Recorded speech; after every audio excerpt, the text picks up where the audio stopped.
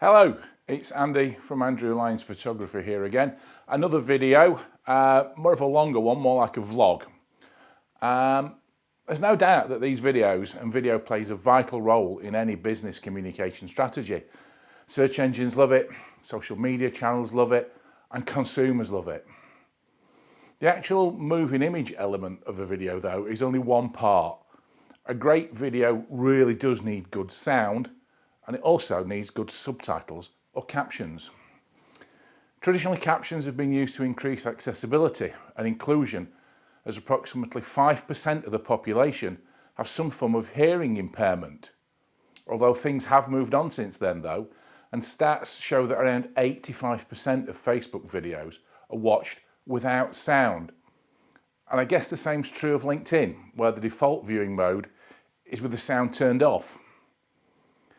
It's also been suggested that captions improve understanding and increase the retention of information. They're also great for SEO, and the bots can index the captions and help you with keywords. To me, captions can be divided into two styles. Firstly, there are the classic static captions, just like these even, that are on screen right now. A static block of text that appears and disappears as the narration moves along. I tend to use this type of caption as I can create them in my video editing program while I'm editing videos. I get full creative control over the appearance using any font that's available on my PC and any colour, so I can match my own branding. I can either embed the captions into the video itself or create a sidecar file that sits alongside the video, allowing the captions to be turned on or off as the viewer decides. Most video hosting solutions such as YouTube, LinkedIn, Facebook, etc. also offer an auto-transcribing service that creates these captions after a video has been uploaded. Now, to me, the main advantage of this type of caption is that they enhance the content of the video and don't distract from it as some of the animated captions that I'll talk about next might do. They can, however, appear monotonous and might not match the energy of a short form video or reel. So, what about animated captions? Like these even. Often appear in one word at a time and with highlighting on key words. Now, I tend to think that rather than being an enhancement to a video, this style of caption actually becomes part of the video itself.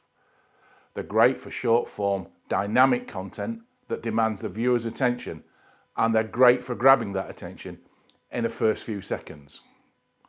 For me, they add an extra step in my editing process.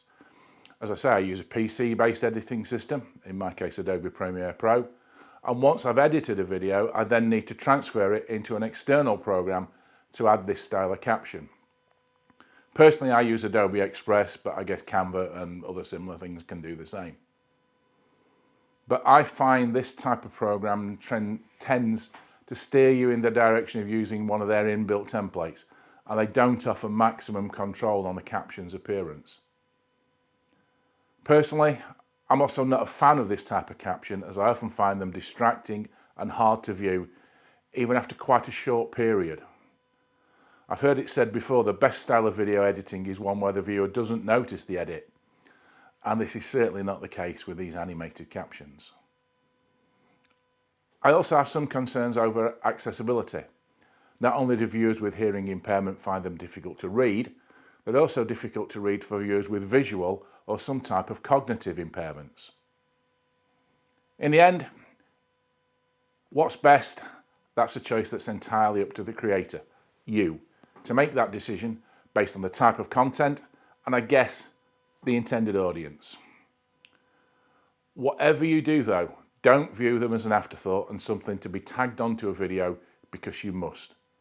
You need to view them as a core strategy for enhancing your audience experience. As most of my videos are relatively long, this is a point in case, I think I'll be sticking to static captions, but where the context dictates that it might be better animated, who knows? Finally, if you're using captions on a regular basis, what do you think? What do you prefer? Thanks ever so much for watching, and I'll catch you later. Bye bye.